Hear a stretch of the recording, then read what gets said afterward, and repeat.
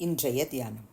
உம்முடைய இரட்சிப்புக்கு என் ஆத்துமா தவிக்கிறது, உம்முடைய வசனத்துக்கு காத்திருக்கிறேன்.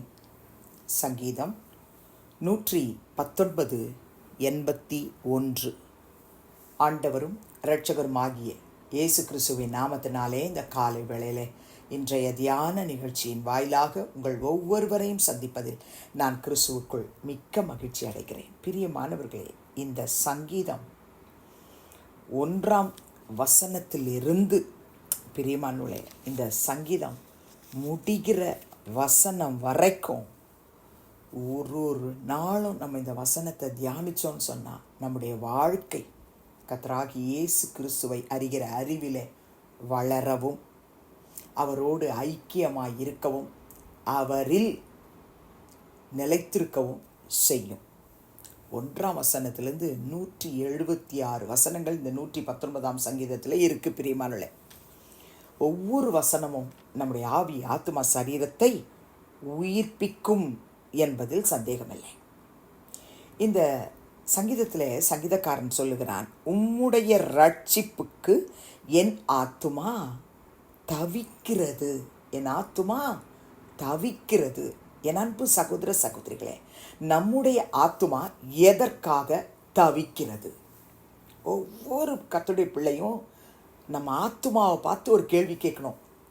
இந்த நாளில் என் ஆத்துமா எதுக்காக தவிக்குது? சங்கீதக்காரரை போல நான் சொல்ல முடியுமா?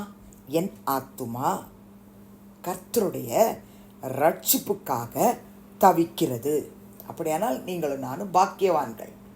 உலகத்திலே எந்தெந்த காரியத்துக்காகவோ அநேகருடைய இருதயம் தவித்து கொண்டிருக்கிறதை நம்ம பார்க்குறோம். ஆத்துமா தவிக்கிறதை நம்ம பார்க்குறோம்.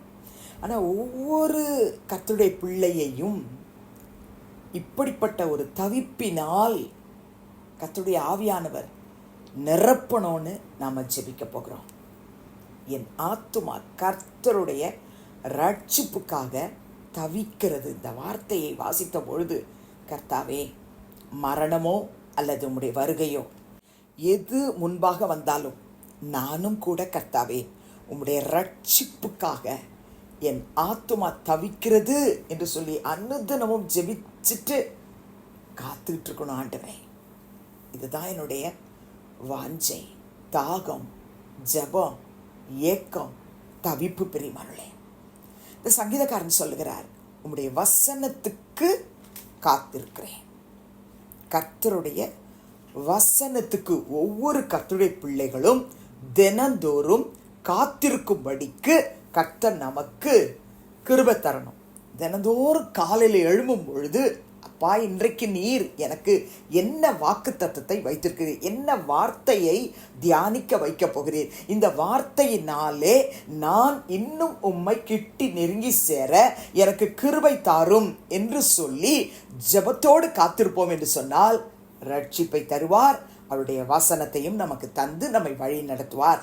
119ஆம் சங்கீதம் 20ஆம் வசனத்திலேயும் சங்கீதக்காரன் எழுதுகிறார், உமது நியாயங்கள் மேல் என் ஆத்துமா எக்காலமும் வைத்திருக்கிற வாஞ்சையினால் தொய்ந்து போகிறது.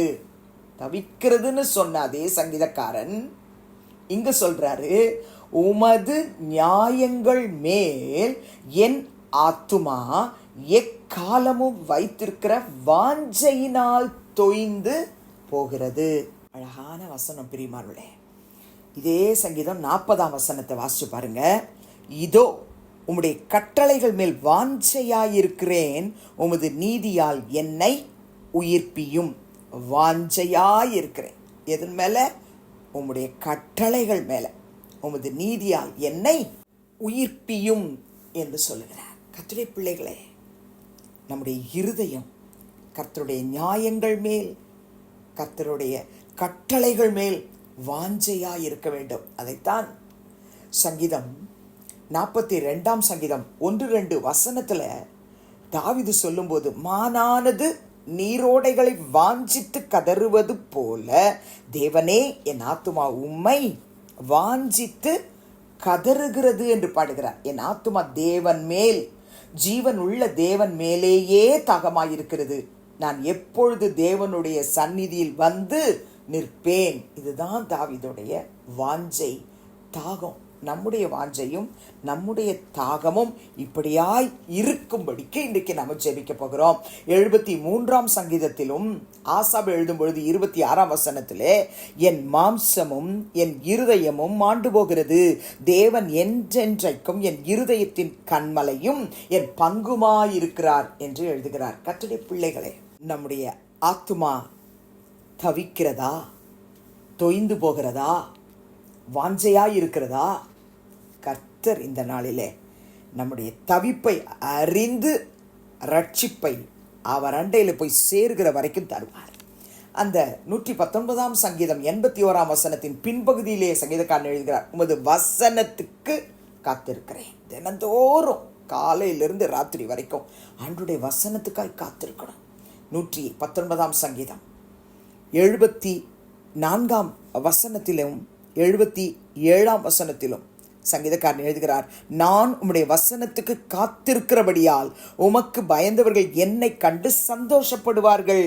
77ஆம் வசனம், நான் பிழைத்திருக்கும்படிக்கு உமது இரக்கங்கள் எனக்கு கிடைப்பதாக உம்முடைய வேதம் என் மன மகிழ்ச்சி. நம்முடைய மன மகிழ்ச்சி கர்த்தருடைய வசனமாய் வேதமாய் இருக்கணும். ஜெபிக்கலாமா? பரலோக பிதாவே, இயேசு கிறிஸ்துவின் நாமத்தில் உம்முடைய சமூகத்துக்கு நாங்கள் வந்து நிற்கிறோம். 119 81ஆம் வசனத்தின்படி கர்த்தாவே, நாங்கள் ஒவ்வொருவரும் உமது ரட்சிப்புக்காக தினந்தோறும் காத்திருக்கணும். அப்பா, எங்கள் ஆத்துமா தவிக்கணும். ஆண்டவரே, தயவு செய்து ஆண்டவரே, என்னோடு சேர்ந்து ஜெபிக்கிற ஒவ்வொரு கர்த்தருடைய பிள்ளைகளுக்கும் இந்த தவிப்பை கொடுக்க வேணுமாய் கெஞ்சி மன்றாடுகிறேன். கர்த்தாவே, ஏசப்பாவுடைய நியாயங்கள் மேலே எங்களுடைய ஆத்துமா எப்பொழுதும் வாஞ்சையாயிருக்கணும். ஆண்டவரே, இந்த கிருபை எங்களுக்கு தாரும். அப்பா, மானானது நீரோடையை வாஞ்சித்து கதறுவது போல ஆண்டவரே, எங்கள் ஒவ்வொருவருடைய ஆத்மாவும் உம்மேல் தாகமாயிருக்கணும். ஆண்டவரே, எங்கள் மாம்சமும் எங்கள் இருதயமும் உம்மேல், உம்முடைய வசனத்தின் மேல், உம்முடைய நியாயங்கள் மேல், உம்முடைய கட்டளைகள் மேல் தாகமாயிருக்கத்தக்கதாக கர்த்தர் உதவி செய்வீராக. ஒவ்வொரு நாளும் உம்முடைய வேதமே எங்களுடைய மனமகிழ்ச்சியாக இருக்க உதவி செய்வீராக, உதவி செய்வீராக. துதி கன மகிமையை உமக்கு செலுத்துகிறோம். இயேசுவின் நாமத்தில் வேண்டிக் கொள்ளுகிறோம் பிதாவே, ஆமென். கிறிஸ்துவுக்குள் பிரியமானவர்களே, இந்த நாளிலே கர்த்தர் தாமே உங்களோடு கூட இருப்பாராக, உங்களை ஆசீர்வதிப்பாராக, உங்களை நடத்துவாராக. ஆமென்.